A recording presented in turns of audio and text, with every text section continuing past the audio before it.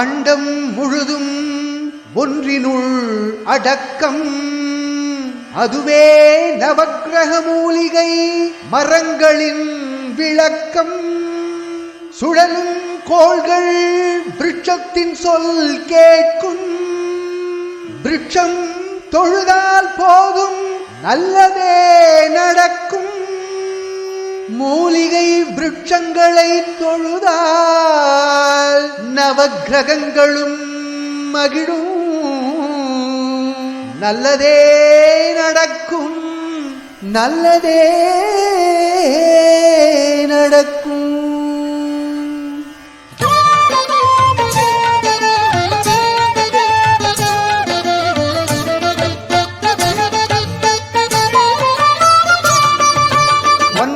கோளும் ஒன்றாய் காண ஈசனத்தம் வர வேண்டும். இங்கு 9 கிரக மூலிகையை நவதானிய நீர் விட்டு தொழ வேண்டும். 9 கோளும் ஒன்றாய் காண ஈசனத்தம் வர வேண்டும். இங்கு 9 கிரக மூலிகையை நவதானிய நீர் விட்டு தொழ வேண்டும். சூரியன் முதலாய் 9 கிரகங்களும் பலவித குணங்களை கொண்டிருக்கும். எங்கள் வில்வ விருட்சத்தை வணங்கி வந்தால் ஒன்றாய் சேர்ந்து பலனளிக்கும். நவகிரக மூலிகையை நவதானிய நீர் விட்டு தொழ வேண்டும். நவகிரக மூலிகையை நவதானிய நீர் விட்டு தொழ வேண்டும்.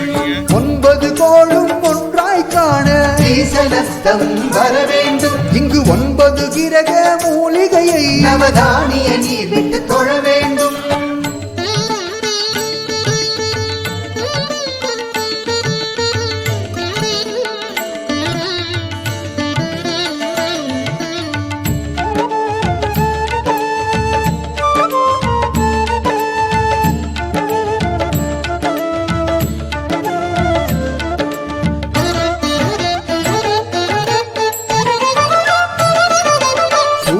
பகவான் விருட்சத்தை காண ஈசனஸ்தம் வர வேண்டும். இங்கு கற்பக மூலிகை வில்வ மரத்தில் கோதுமை நீர் விட்டு வணங்க வேண்டும். சூரிய பகவான் விருட்சத்தை காண ஈசனஸ்தம் வர வேண்டும். இங்கு கற்பக மூலிகை வில்வ மரத்தில் கோதுமை நீர் விட்டு வணங்க வேண்டும். இருளை விலக்கி உலகை விளக்கி சூரியன் இங்கே குடியிருப்பான். அவன் வில்வ மரத்தில் அடியவர் மனதில் ஒளியாய் வந்து குடியிருப்பான். நவகிரக மூலிகையை நவதானிய நீர் விட்டு தொழ வேண்டும்.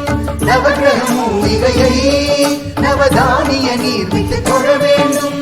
9 கோளும் ஒன்றாய் காண ஈசனஸ்தம் வர வேண்டும். இங்கு 9 கிரக மூலிகையை நவதானிய நீர் விட்டு தொழ வேண்டும்.